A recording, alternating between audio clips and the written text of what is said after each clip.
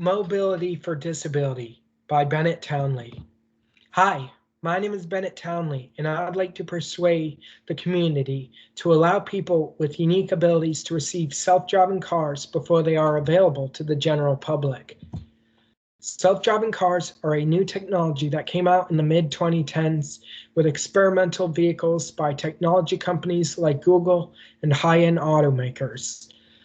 The technology is still evolving, and there are 5 levels of autonomy as of a 2020 Kelley Blue Book publication.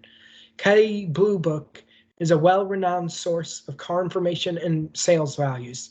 The lowest level is a level 1, being like a car before the year 2000, all the way to a level 5, which is fully automated. Currently, the highest autonomy level is a level 4. People with disabilities would benefit from self-driving cars for multiple reasons.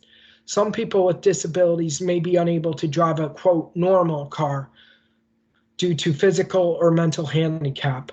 This inability to drive may have significant consequences for the individual, depending on where they live. A person like me, who lives in Vermont, 4 miles from the closest public transportation, would be really restricted on where they can go and when they can go. I feel that people with disabilities are stressed enough already and have a lack of privacy since they're so dependent. That is not how the disability community should have to live. There are 2 main types of disabilities. The University of Wisconsin-Eau Claire states that physical disabilities mainly affect the physical body and not behavior or intellectual function.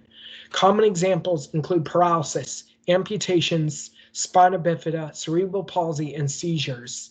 In the 2016 publication, the NICHD, which is a government-run organization for health, defines intellectual disabilities as usually affecting intelligence, behavior, and executive functioning.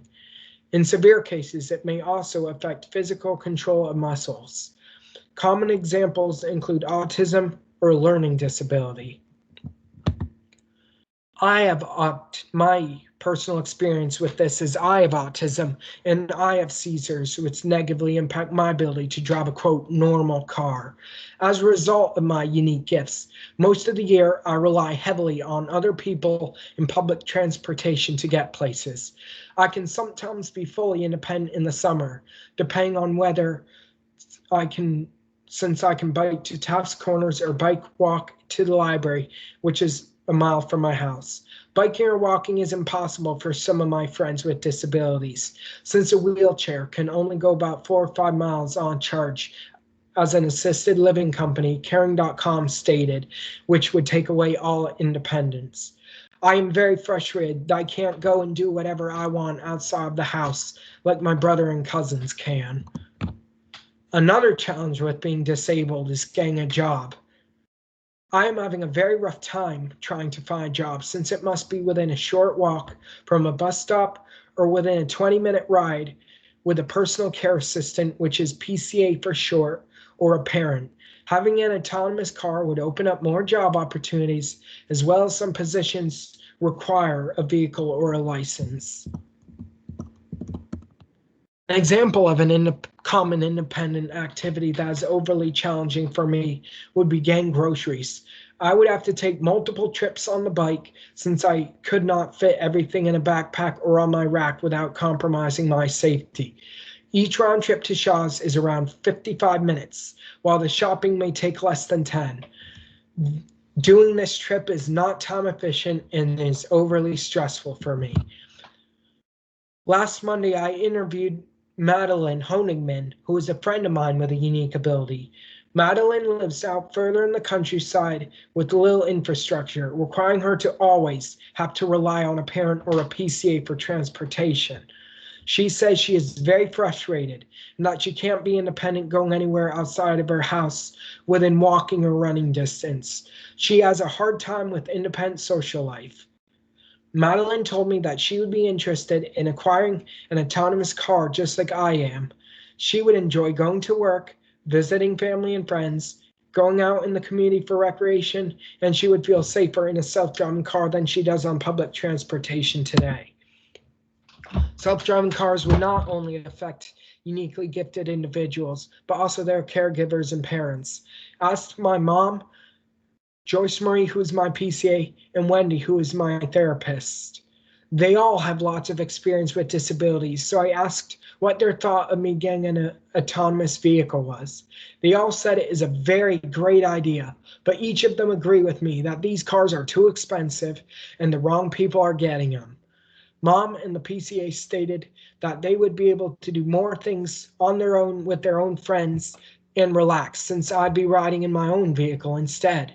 My therapist said that these cars would really help their clients, including me, because we'd be more punctual and able to attend more therapy sessions. If my uniquely abled friends and I were able to acquire a self-driving car, our world of independence would open up considerably. For example, I could get a job off the bus route, errands would be less time consuming, and appointments would be easier. For fun, the car would allow my friends and I to travel outside of Chittenden County without PCA or parent.